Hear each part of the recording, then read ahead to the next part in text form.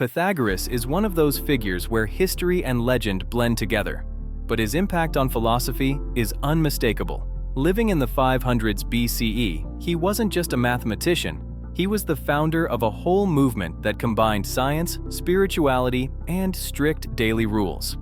People today mostly know him because of the Pythagorean theorem, but that's only a small part of what he actually did.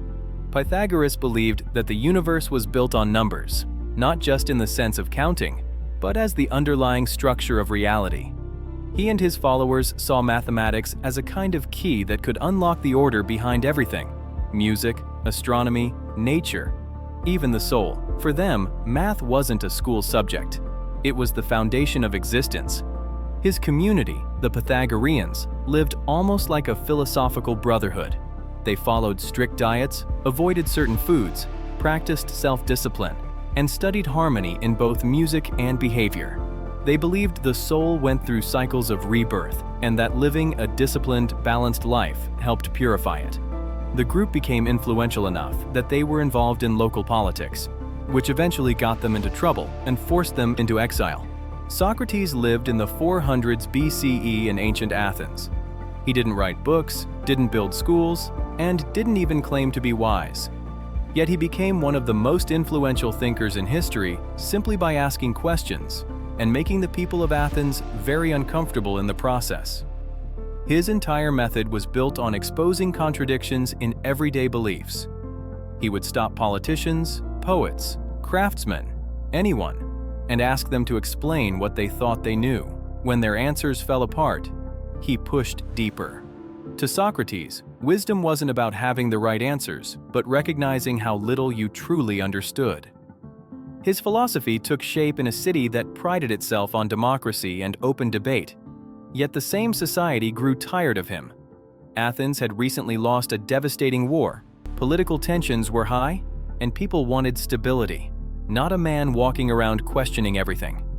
Socrates was eventually charged with corrupting the youth and disrespecting the gods.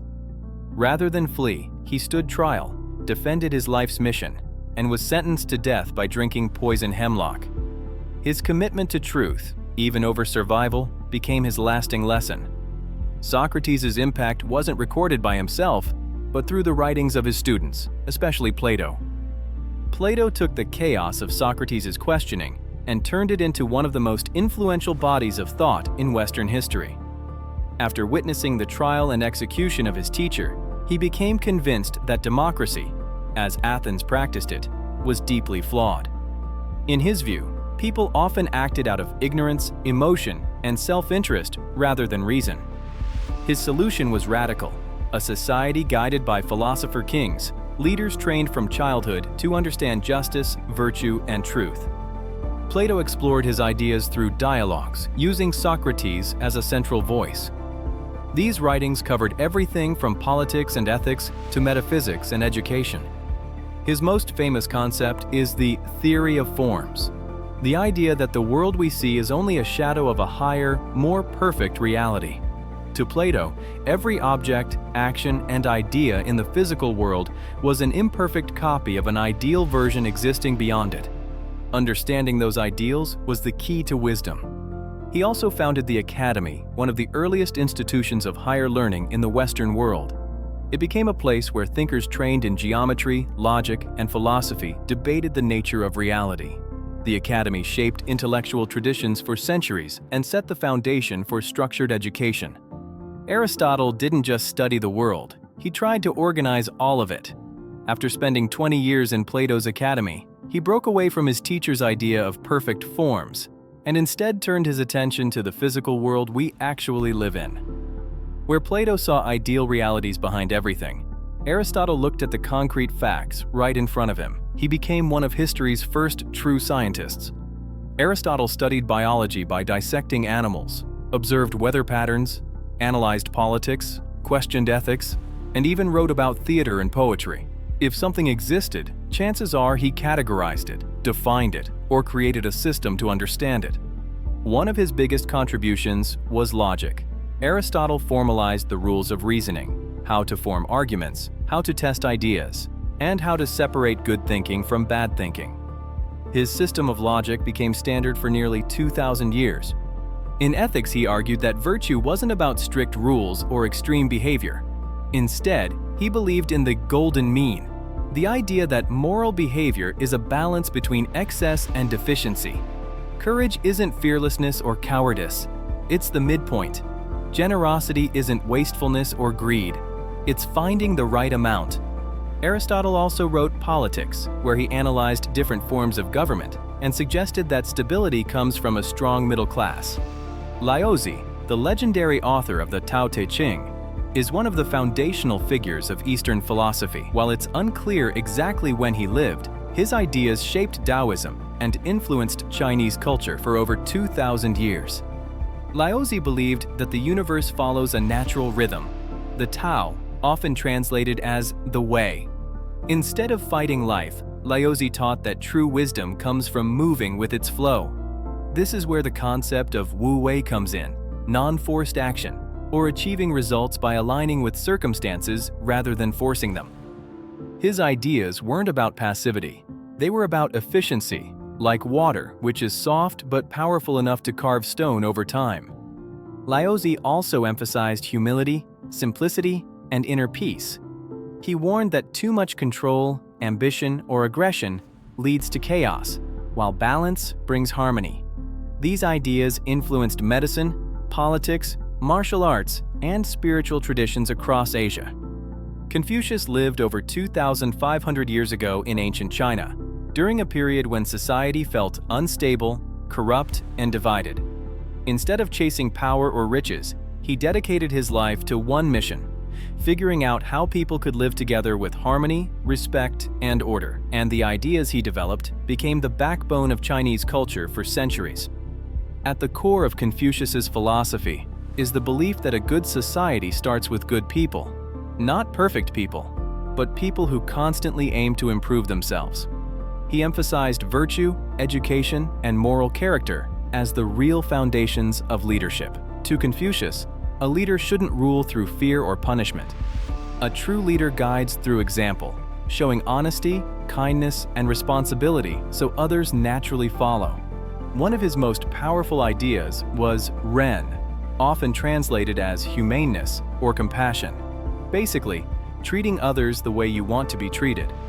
He also stressed Lai, the importance of proper behavior, rituals, and respect in everyday life. It wasn't about being stiff or overly formal. It was about building habits that create stability and trust within a community. Confucius believed that strong relationships create strong societies.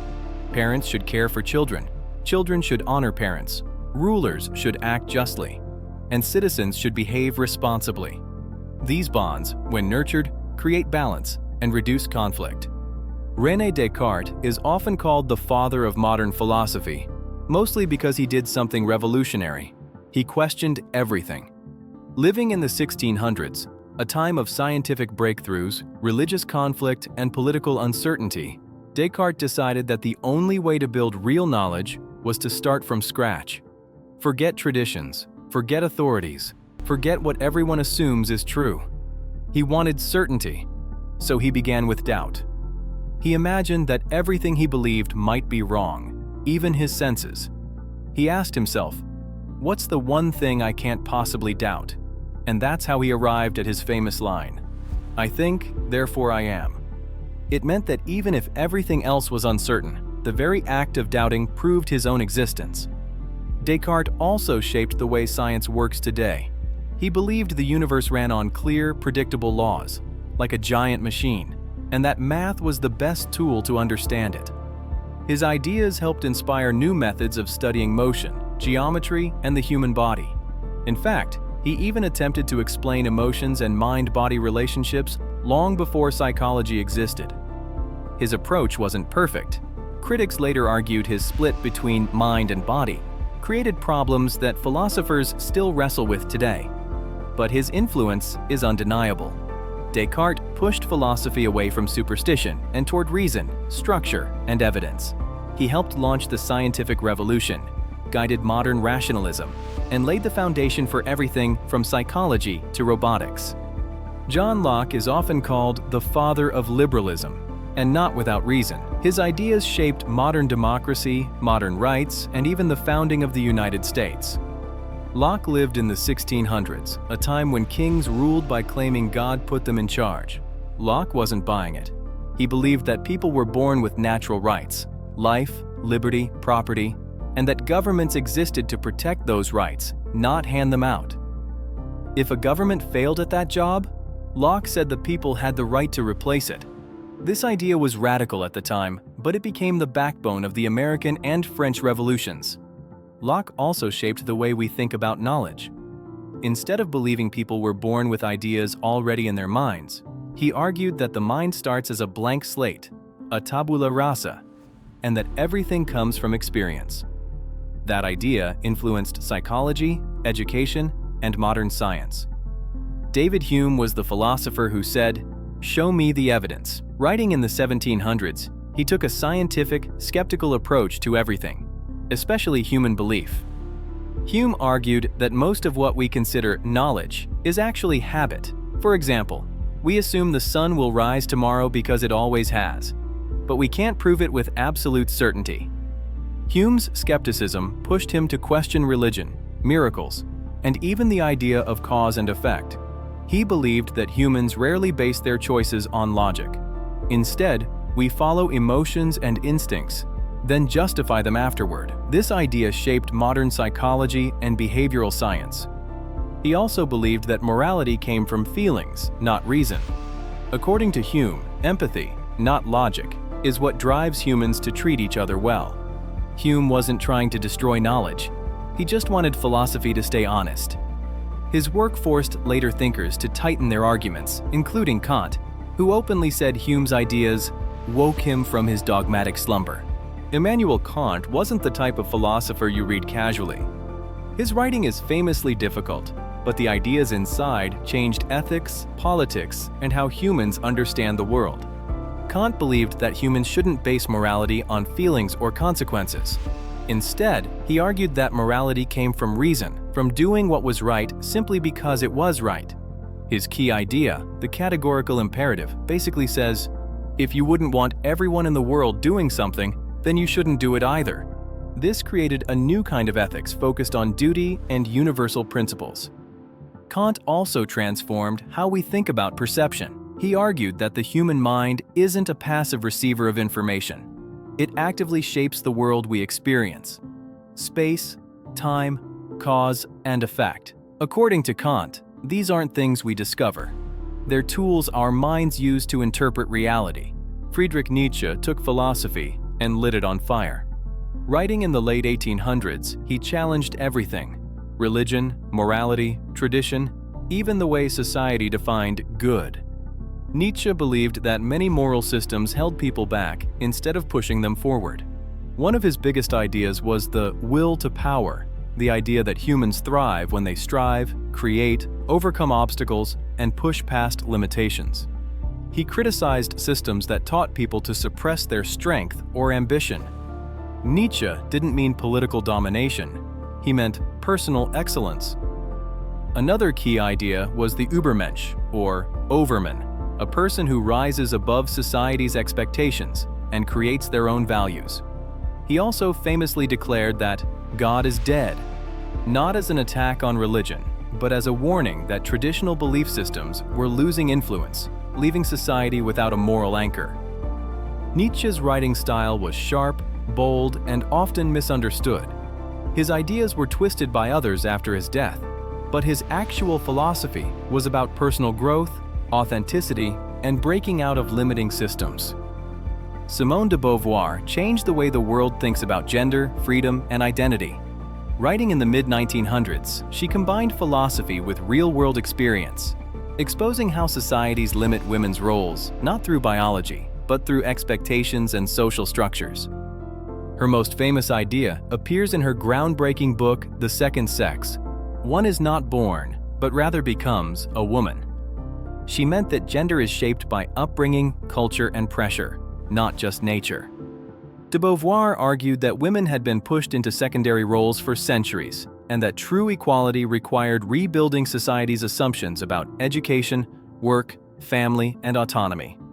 Beyond feminism, she also contributed to existentialism, the idea that individuals create their own meaning through choices, not destiny.